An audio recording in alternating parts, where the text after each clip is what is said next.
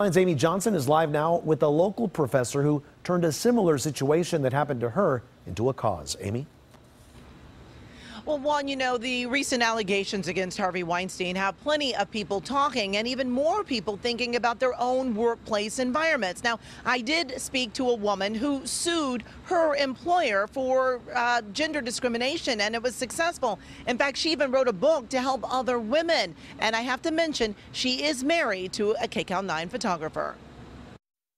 Just because I was brave, it didn't mean it wasn't painful. Patti Paniccia, a former news reporter, sued CNN back in 1994 for gender discrimination. I got pregnant and I got a memo from the executive vice president saying, maybe you should think about mommydom for a career. 2 years later, she successfully settled with the media giant. The recent revelations about Harvey Weinstein's alleged harassment has her thinking about what she went through.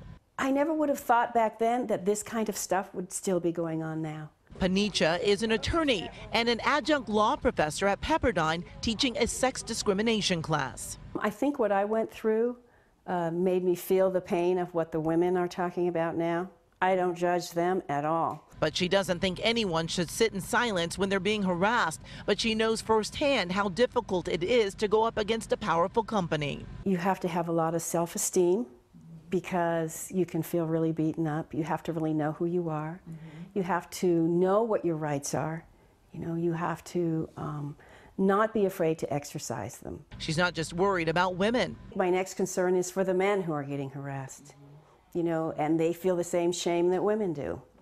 And it's got to be tough and even tougher for them. She is happy that people are speaking up, and she thinks it will lead to a change. Hearing these stories is a good thing, because they were heard before and nothing was done about it. And all I'm seeing now is these stories are getting out and people are losing their jobs over it. And all I can say is it's about time. Now, I asked Patti if she encourages other women to sue their employers. She says she just gives them all of the information, the good and the bad, and then says it's up to them to make the best decision for them. I'll send it back to you in the studio.